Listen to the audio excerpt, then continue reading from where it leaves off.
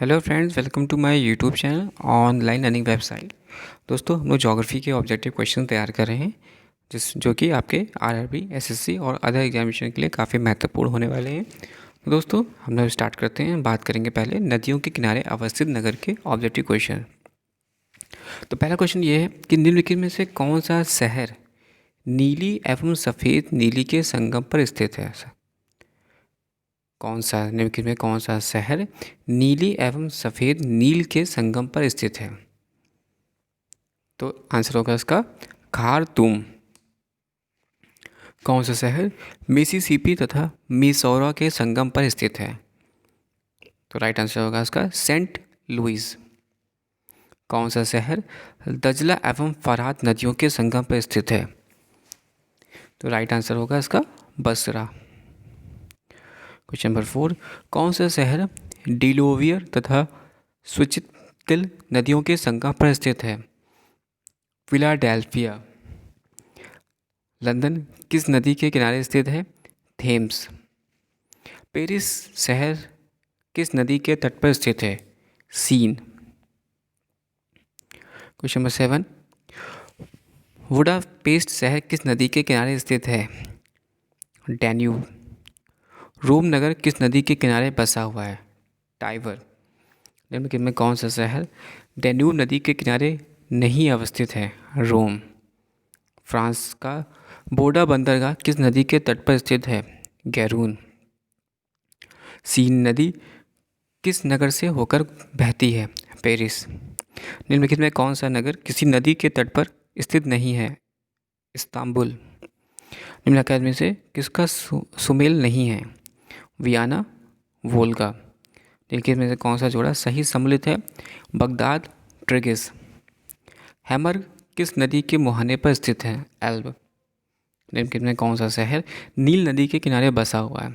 Khartoum. निम्नलिखित में कौन सा सम्मिलित नहीं है? रोम, टिग्रिस नदी।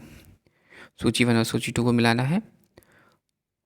तो लंदन टेम्स नदी के किनारे बसा हुआ है।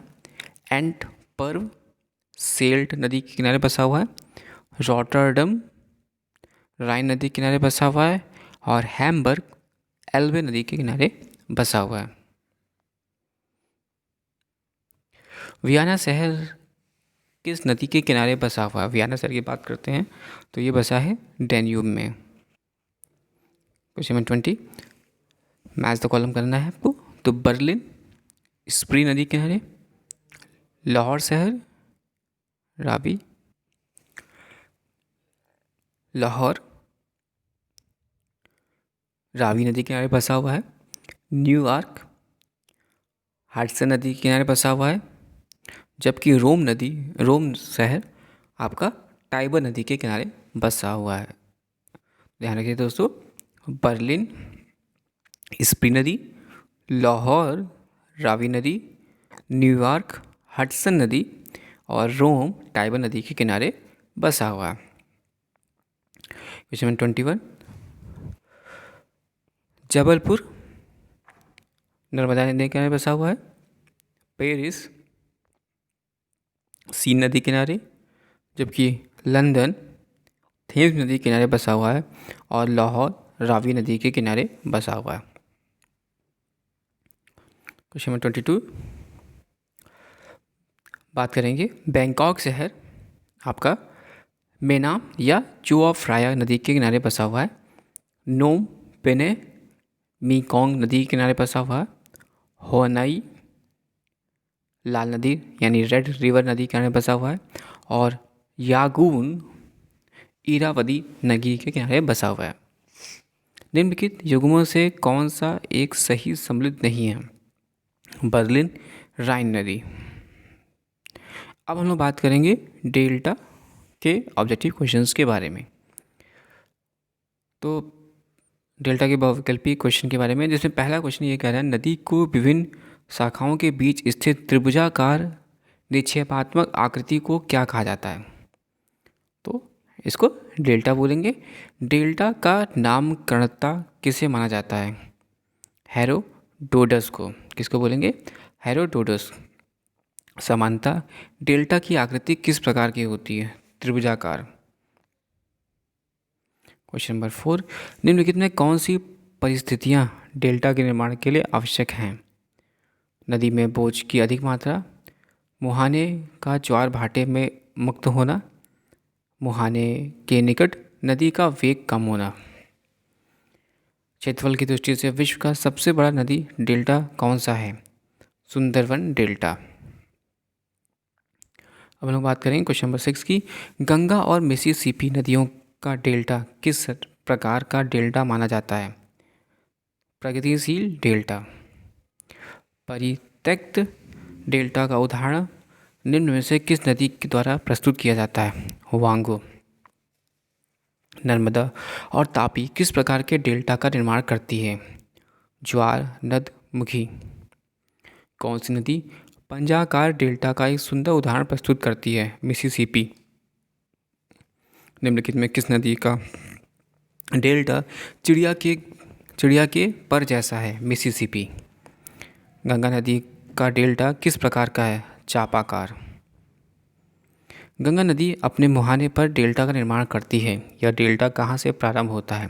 गौर से। निम्नलिखित में कौन सी नदी ज्वार नदमुख का निर्माण करती है? नर्मदा।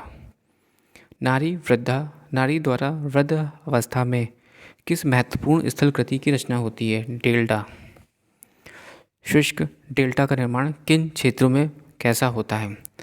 पर्वतपात प्रदेश में, जहाँ नदियाँ पर्वतीय भाग को छोड़कर मैदानी भाग में प्रवेश करती हैं। रेड रिवर या लाल नदी के डेल्टा क्षेत्र में कौन सा नगर स्थित है? सियोल। अब हम लोग बात करेंगे मानचित्रों पर अंकित रेखाओं के ऑब्जेक्टिव क्वेश्चंस के बारे में। पहला क्वेश्चन, मानचित्र पर बनाई गई वे रेखाएं जो समुद्र से बराबर ऊंचाई वाले स्थानों को मिलाती हैं, वो क्या कहलाती हैं? कंटूर।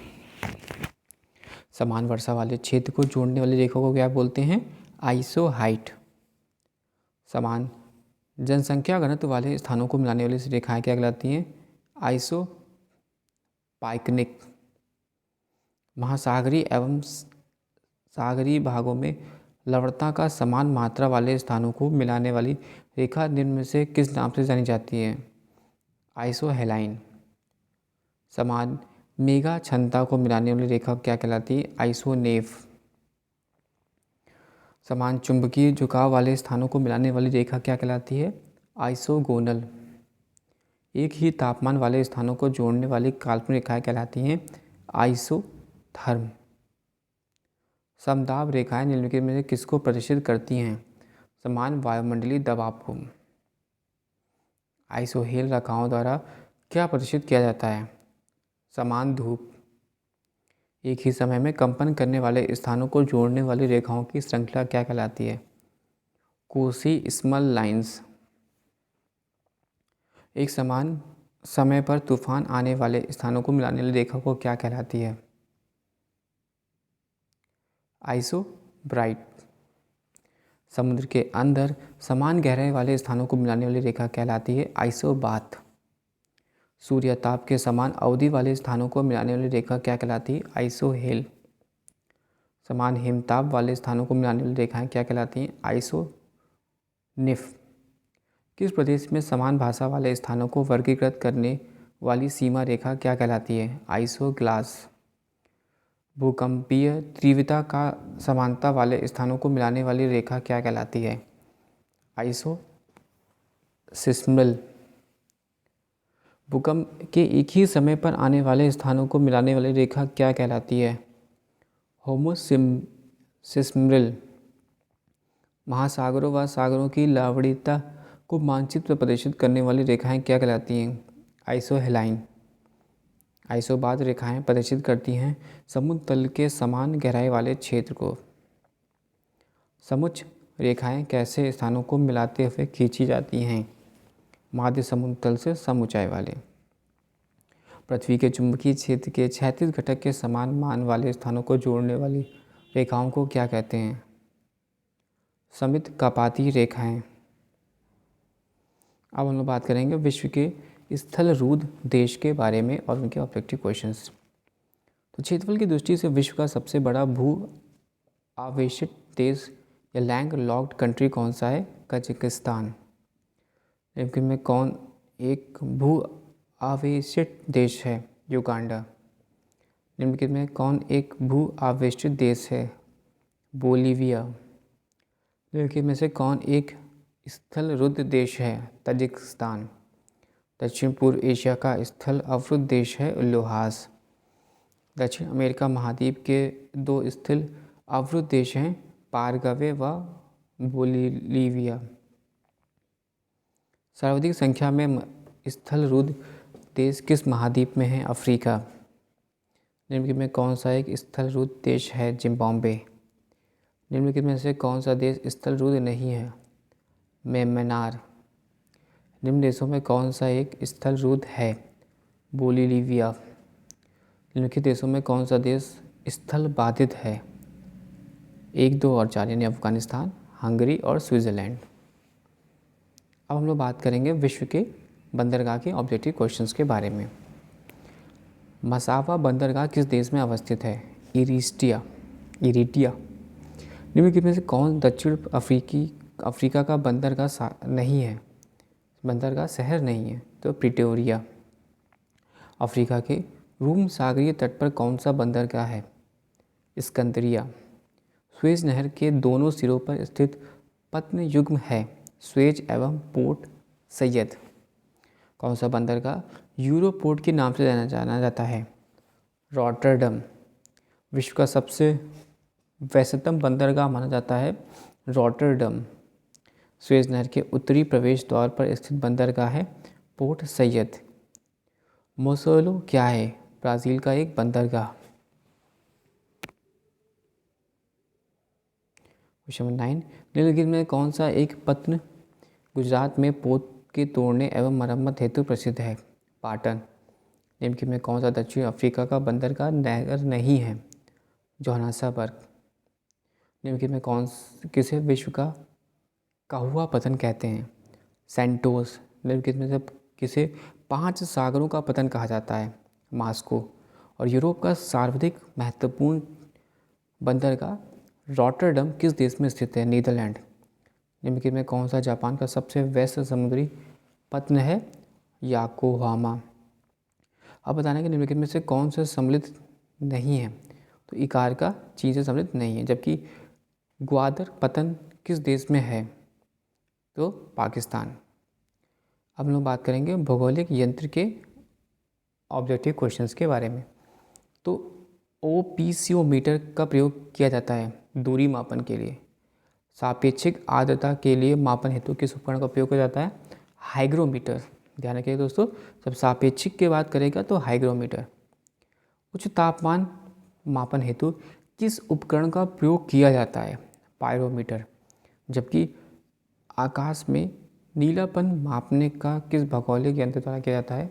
तो साइनोमीटर जो होता है वो आकाश का नीलेपन की मापन के लिए प्रयुक्त किया जाता है। क्वेश्चन नंबर 5, विकिरण की तीव्रता के मापन हेतु किस उपकरण का प्रयोग किया जाता है? एक्टिनोमीटर।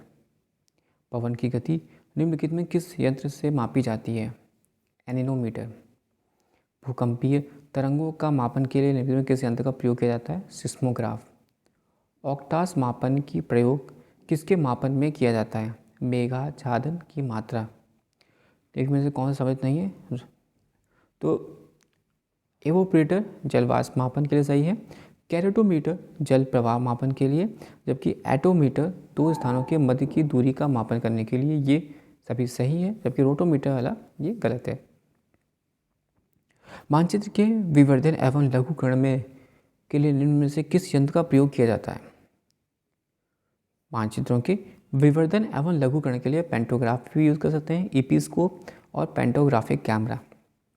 ये तीनों जो होते हैं वो यंत्र यूज़ किए जाते हैं मानचित्रों के विवर्धन एवं लघुकरण के लिए। कैलोरीमीटर से क्या मापा जाता है? ऊष्मा की मात्रा। बताना निम्न से कौन सा सम्मिलित नहीं है? तो मानचित्र पर 2 स्थानों के बीच की दूरी को ऑप्सियोमीटर, मानचित्र का क्षेत्रफल प्लेनियोमीटर, ज्वालामुखी लावा का तापमान पायरोमीटर, ये सभी सम्मिलित है। यानी सूर्य विकिरण की मात्रा कैनोमीटर से ये आपका सम्मिलित नहीं है। मोह पैमाना या मोह स्केल में किसका मापन किया जाता है? चट्टानों की कठोरता का। नेफोमीटर में निम्नलिखित में किसका मापन किया जाता है? बादलों की दिशा व गति का। ब्यूफोर्ड स्केल पर निम्न में से क्या दर्शाया जाता है? पवन की गति। टी स्केल पर निम्न में से किसका मापन किया जाता है? चक्रवात की तरशक्ति का। लाइसोमीटर में से निम्न में से किसका मापन किया जाता है? मृदा से होकर नीचे जाने वाली अंतस्रावी जल की मात्रा। क्वेश्चन नंबर 18 पे हम लोग दोस्तों आते हैं। क्वेश्चन नंबर 18 में बताना है कौन सा सम्मिलित नहीं है, यानी बीथीमीटर समुद्री गहराइयाँ, एस्ट्रोलैब ग्रहों एवं तारों की ऊंचाइयाँ, पायरोमीटर दूरस्थ वस्तुओं का उच्च तापमान, ये हमारा सम्मिलित है। यानी एग्नोमीटर पदार्थ की शीतलता, यह गलत है।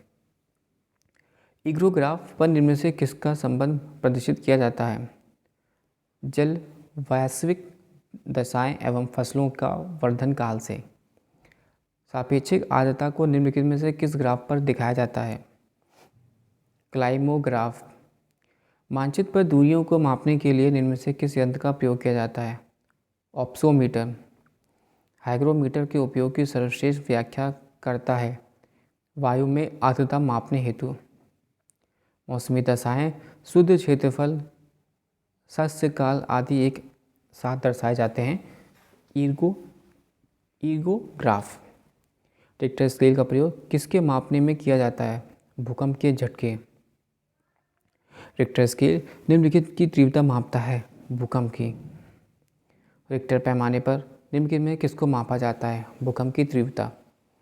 बादलों की दिशा एवं गति को मापने वाला यंत्र क्या कहलाता है? नेफोस्कोप। ध्यान रखिए दोस्तों, बादलों की दिशा एवं गति नापने वाला जो यंत्र है वो नेफोस्कोप। वायु की अपेक्षित आर्द्रता मापन हेतु प्रयुक्त उपकरण है हाइग्रोग्राफ। सिस्मोग्राफ क्या रिकॉर्ड करता है? भूकंप की तीव्रता। अब हम लोग बात करेंगे भौगोलिक ग्रंथ एवं उनके लेखक के ऑब्जेक्टिव क्वेश्चंस के बारे में। पहला, इलियड एवं ओडिसी ग्रंथों जिनमें कि प्राचीन भौगोलिक जानकारियों का समावेश है, किस विद्वान की रचना है? होमर। एंथ्रोपिजोग्राफी अथवा मानव भूगोल के लेखक कौन है?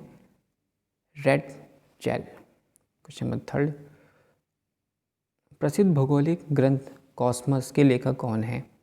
होमबोल्ट। और सभ्यता एवं जलवायु नामक भौगोलिक ग्रंथ के लेखक कौन हैं? तो कल्सवर्थ हंगिस्टन। क्वेश्चन नंबर 5, जीवन एवं मृत्यु का भूगोल, geography of life and the death, निम्नलिखित में से किस ब्रिटिश भूगोल वरीयता की कृति है? Sir Dudley Stamp. Perspective on the nature of geography के लेखक कौन हैं? हॉट्सशोन। एड क्यूंडेले निम्न में से किस विद्वान की रचना है? Call Ritter. मेट्रोलूजिया नामक पुस्तक की रचना किसने की थी? अरिस्तुतु ने। जबकि प्रसिद्ध भौगोलिक ग्रंथ किताब उल हिंद के लेखक कौन हैं? अल अब्रूनी। अब हम लोग बात करेंगे विश्व के प्राकृतिक वनस्पति के बारे में। सदाबहार वर्षा वन कहाँ पाए जाते हैं? ब्राज़ील में। सदाबहार किस्म के वन कहाँ पाए जाते हैं? भूमध्य रेखीय क्षेत्र में। निम्नलिखित में से कहाँ विस्तृत अयनवर्तीय वन पाए जाते हैं? कांगो घाटी। जबकि निम्नलिखित जंगलों में से कौन सा जंगल पृथ्वी के ग्रह के फेफड़े के रूप में जाना जाता है? अमेज़न वर्षा वन। जो कि जंगलों में कौन सा जंगल पृथ्वी के ग्रह के फेफड़े के रूप में माना जाता है? अमेज़न वर्षा वन। विषुवतीय रेखीय वन प्रदेशों में पेड़ों और चढ़ी लताओं को क्या कहा जाता है? लियाना। विषुवत रेखीय वनों को ब्राज़ील में किस नाम से जाना जाता है? सेल्वास। विषुवत रेखीय वर्षा वनों का सबसे बड़ा प्रदेश किस महाद्वीप में है? दक्षिण अमेरिका। अधिपादप मुख्यतः पाए जाते हैं विषुवतीय वनों में। विषुवतीय रेखा वनों के वृक्ष लंबे होते हैं क्योंकि उनमें अधिक से अधिक सूर्य की रोशनी पाने की होड़ होती है। प्राकृतिक वनस्पति का सर्वाधिक विकसित क्षेत्र है। प्राकृतिक वनस्पति का सर्वाधिक विकसित क्षेत्र है पतझड़ वन। जबकि सर्वाधिक जैव विविधता पाई जाती है उष्णकटिबंधीय वर्षा वन में। सबसे अधिक टेगा वन किस क्षेत्र में पाए जाते हैं? साइबेरिया में। स्प्रूस वन तथा चीड़ मुख्य रूप से पाए जाते हैं टेगा वनों में। और निम्नलिखित में से किसे शीतोष्ण कटिबंधीय चौड़ी पत्ती वाले सदापड़ी वन कहते हैं? भूमध्य सागरीय वन। उष्णकटिबंधीय मरुभूमियों में से मिलने वाली बबूल, कैक्टस आदि वनस्पतियों को क्या कहा जाता है? जीरोफाइट। मलेरिया की दवा कैनून निम्न में से किस वृक्ष से प्राप्त होती है? सिनकोना। भूमध्य सागरीय वन का नाम नहीं है। बोरियल। किसी वन को वस्तुओं की दृष्टि से प्राकृतिक प्राणी उद्यान कहा जाता है?